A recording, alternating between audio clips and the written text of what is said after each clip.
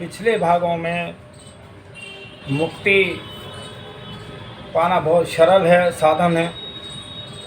अब उसके लिए मुक्ति के क्या क्या साधन हैं, ये उसी के अंतर्गत है।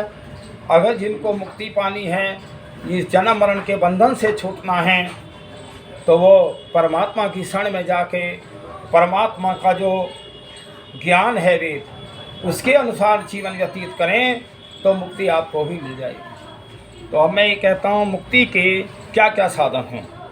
नंबर 1, जो व्यक्ति मुक्ति चाहें वह जीवन मुक्त अर्थात जिन मिथ्या भाषण आदि पाप कर्मों का फल दुख है उनको छोड़ सुख रूप फलों को देने वाले सत्य भाषण आदि धर्म आचरण अवश्य करें।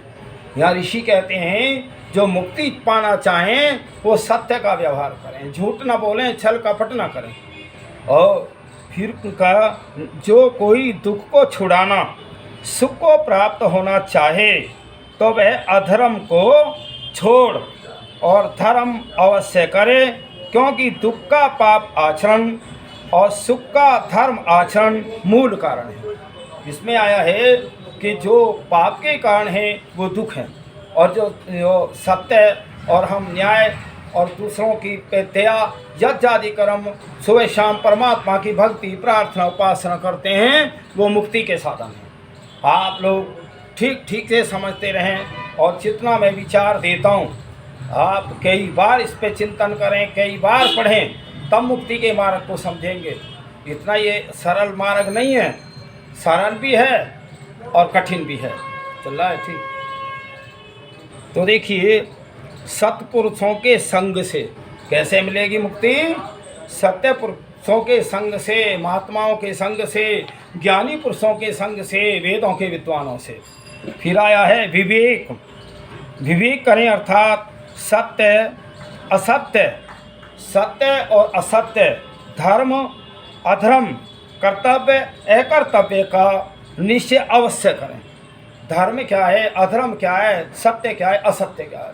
आप असत्य को अपनाते जाइए, अधर्म को छोड़ते जाइए, धर्म कार्य करते जाइए, मुक्ति की तरफ जा रहे हो। फिर कहा दूसरा प्राणमय, जिसमें एक अन्य में जो त्वचा हमारे शरीर से लेकर अस्थि पर्यंत का समुदाय पृथ्वीमय है। तो क्या हुआ, ये शरीर हमारा पृथ्वी के तत्वों से बना है। इसमें 5 तत्व, अग्नि जल वायु आकाश और पृथ्वी।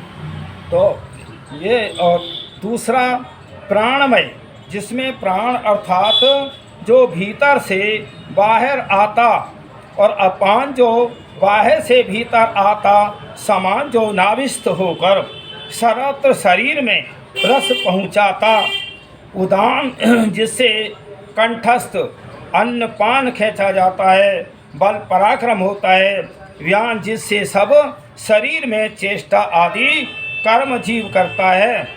तो देखिए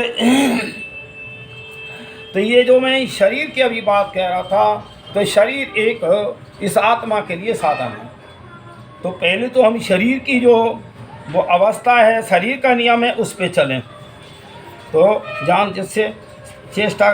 तीसरा मनोमय, जिसमें मन के साथ अहंकार, वाक, पाद, पाणी, पायु, उपस्थ 5 कर्म इंद्रियां हैं।